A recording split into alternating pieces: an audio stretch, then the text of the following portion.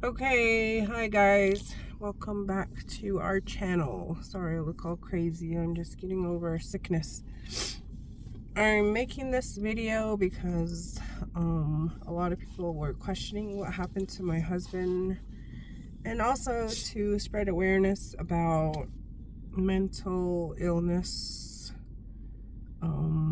There's a lot of our people are suffering from mental illness and nobody talks about it. So viewers discretion advice is that if you have a touchy, this topic is going to be talking about mental awareness and suicide and attempts and stuff like that. So just here for viewers discretion. I posted a video about my husband on TikTok the other day, and I've been getting a lot of questions about what happened and if he's okay. First of all, yes, he's fine. He's right here. Hold on. But yes, he's doing fine. My daughter joined us. So it started off the incident happened February 5th, 2024. We were just with him the weekend before and we came back and I got a call saying that my husband was in the hospital. So what my husband had done was... Okay, hi guys. This is the video continuing from the other day about talking about my husband's situation. It's been like 4 or 5 days since the last video that I was trying to do before this one.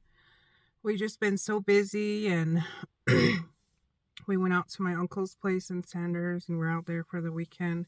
And now I just got back from dropping off the kids at school. So I'm going to continue this video. So what happened with my husband, I know a lot of people go through this. They suffer with mental illness, like depression, anxiety, and it leads to thoughts of suicide. And a lot of people don't talk about this because within the Navajo tradition, we're not supposed to talk about things like this. It's frowned upon, and people are scared to talk about it.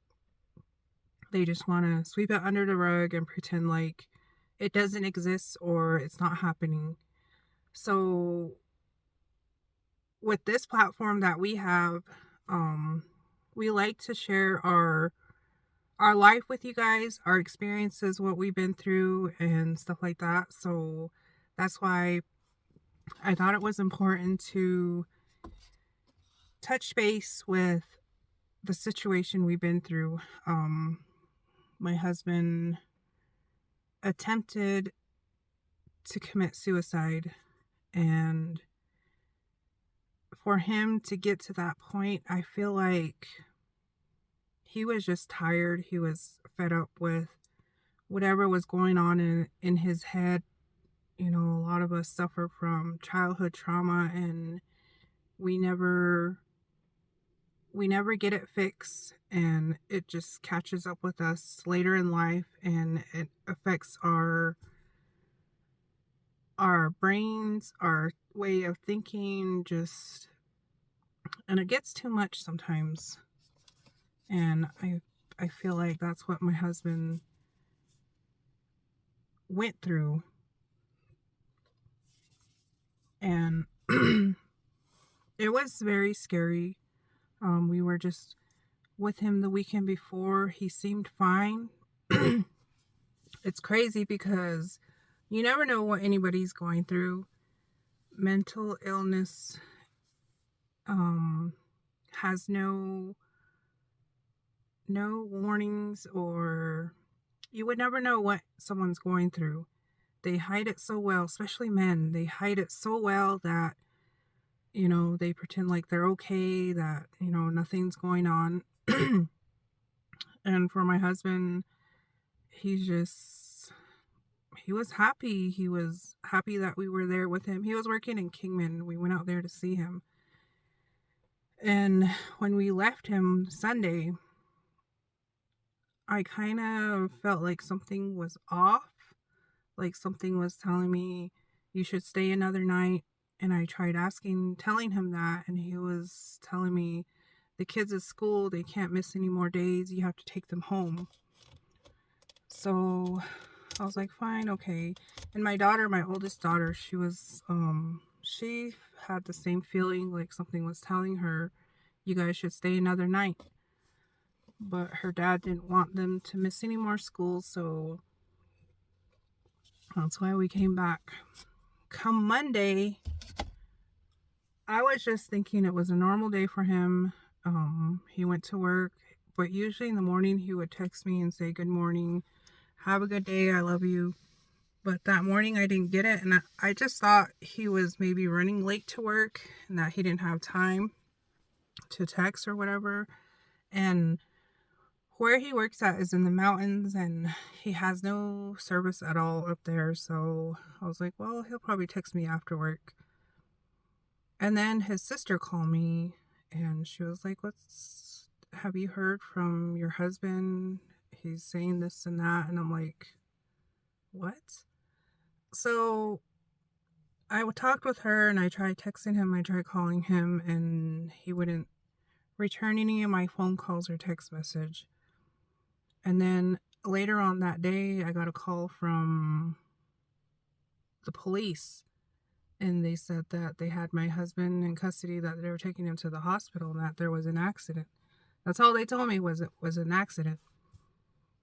So I was like, oh, okay, well, I gotta leave from here, and I'll be there in a couple hours.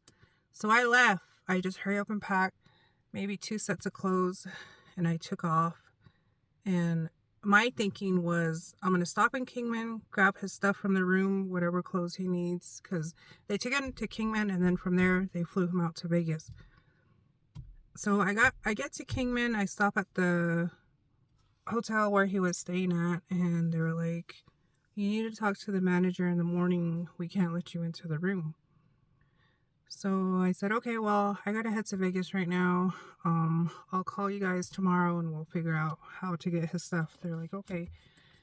So I get back on the road, and I get to Vegas about 9 o'clock at night. And I get to the hospital, and they tell me where his room is at, and I get up there, and oh my gosh. The look in his eyes when I walked in he was terrified. I've never seen my husband so terrified and just lost and defeated.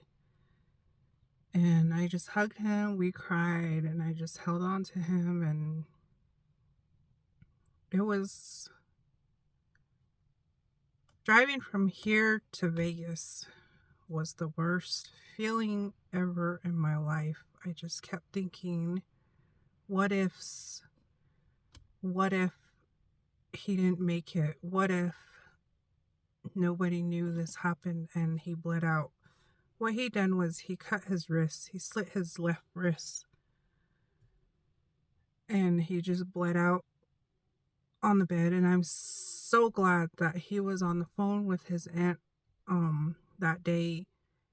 And she tried calling him. He wasn't answering. He wasn't texting her back. And she got worried. So she's the one that called the paramedics for him, or to send somebody over to check on him. So if she wouldn't have done that, we wouldn't have known that he just bled out on the bed, and he wouldn't have been here with us today. But God, I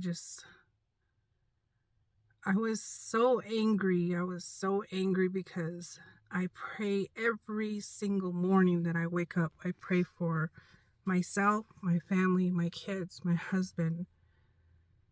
And I was just so angry. Like, why is this happening to my family? Why can't we can't catch a break on nothing? Why us? What do we have that, it's like, why? That's all I kept thinking. And I was so angry, and my husband and my kids are my whole world. They're all I have. I have no parents.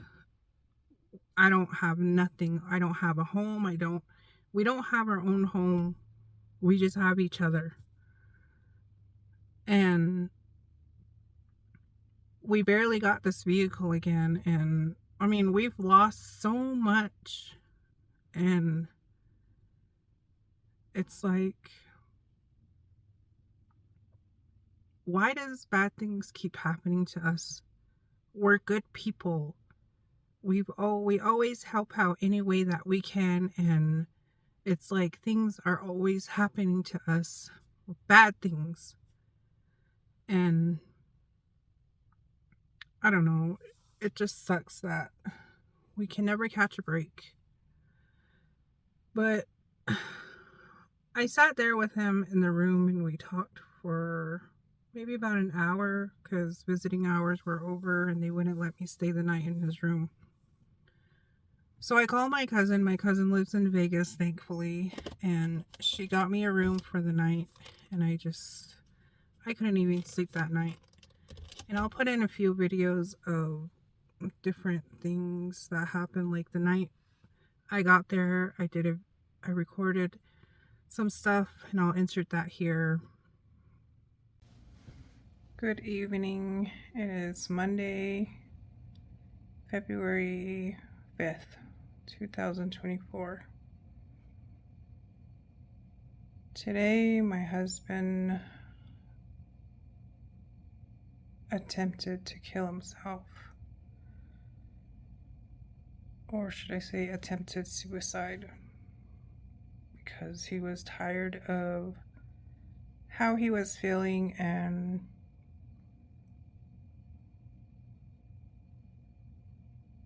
I don't know. I've tried all I could to help him, and because of some issues with insurance, we were never able to get him the help he needed, and he never got the right treatment.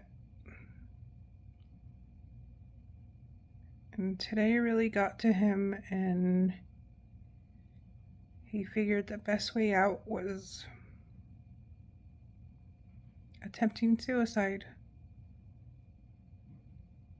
I'm in Vegas because he got flown out here because he lost so much blood and he cut a nerve, and now he has to have surgery for it. If you know anyone who is suffering with depression, especially a guy, a man, your husband, your brother, your uncle, whoever, pay attention, please. And know the signs. I've tried to help him alone as a wife. I stood beside him. I tried everything I could. I've exhausted all my options. And this just came out of nowhere. We have 3 beautiful kids, plus his other daughter, my stepdaughter, 4. He has 4 beautiful children that he almost left behind.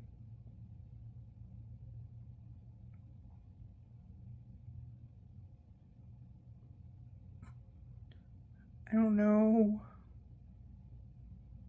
Well, I know what led up to this point, but I didn't really think he was going to do it. So pay attention. Pay attention to your family members. If they need help, get them the help they need.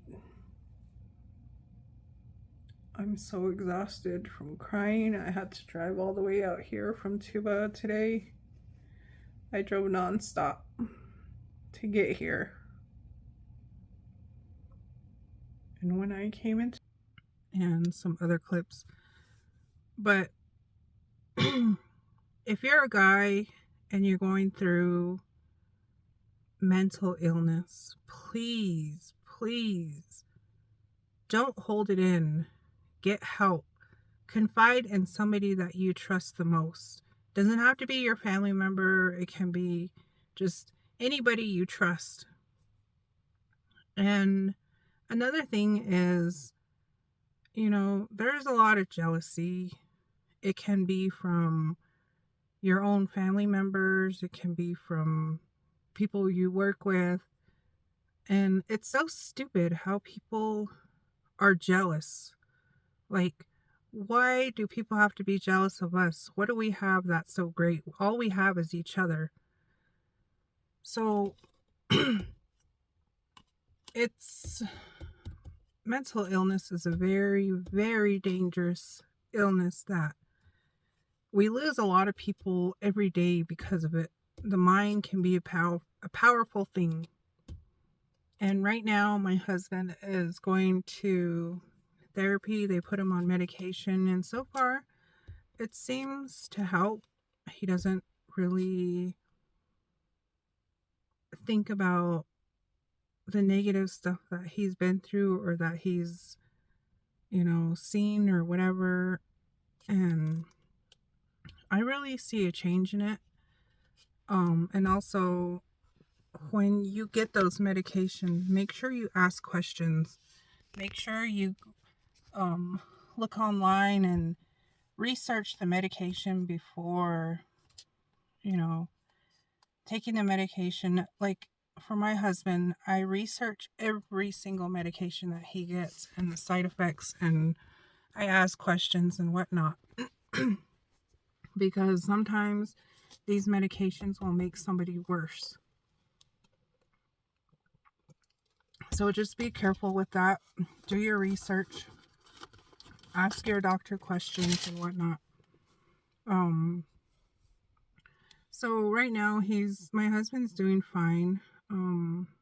We have one more appointment in Vegas coming up in April.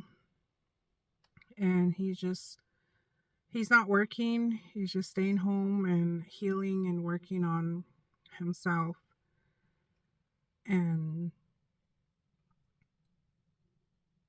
I'm so thankful that he's still here. I'm thankful that, he gets a second chance. And he's my everything. He's everything to me and my kids. He's my mom, my dad, my grandma, my grandpa, my husband, he's everything to me. And he does anything and everything to provide for me and my kids, and I'm very thankful for that. And to have this scare it was really heartbreaking. I've been through so much, and I get it why he did that. I went through the same thing when I lost my mom. I got tired of hurting. I got tired of being alone, and I tried to take myself out. I overdosed on medication at one time, and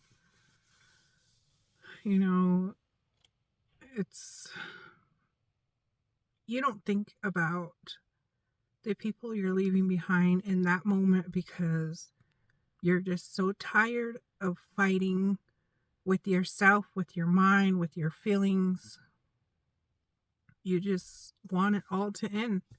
And I get it. I don't blame him. He's fought this fight for so long. But now I'm fighting it with him. I'm always going to have his back no matter what. I'm always going to be here for him no matter what. And things that we go through like this just makes us that much stronger. It makes our marriage that much stronger, our bond, our communication, our everything. And if you are a teenager and you're going through something like this, talk to your parents. And parents, teach your kids that they can confide in you no matter what. Teach your kids to not be scared to come to you for anything. We always say that to our kids. Don't be afraid to come to us with anything. That's what we're here for. That's why we're parents. Your child shouldn't have to be scared to come to you to tell you something that is important to them or something that they're going through. And I hope with our experience and what we've been through that we reach out to people who think they're in this alone. You're not in this alone. My family's dealing with it. My husband's going through it. And we get it. So please don't be ashamed that you're going through this. It's not anything to be ashamed of. You getting help is makes you a strong person. You're only weak if you don't reach out for help. So, confide in somebody that you really, really trust, somebody who's going to have your back no matter what. So, I just wanted to share that piece of our life with you guys because you guys been watching our family for a while and we haven't really posted anything because I've been so busy with trying to get my husband better and also worrying about my kids. And they went this thing that happened to their dad really shook them up. So I am trying to make sure that they're okay, that it's not gonna cause trauma for them. I'm getting them therapy and I talk to them and make sure they're okay every day. So, but I mean, we're okay. We're gonna be okay. And I thank each and every one of you for your prayers and your words of encouragement. We really appreciate you guys for that. And I will continue posting videos and trying to figure out, what videos for you guys to watch. But if you guys have any questions or need anybody to talk to, you can message me on TikTok, Facebook, Instagram, or even on here. So I hope I opened up some eyes and I hope I opened up some minds for people who are hurting mentally, emotionally, spiritually, physically.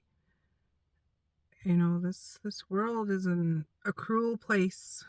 So just remember you're not in this alone and the world is better with you in it.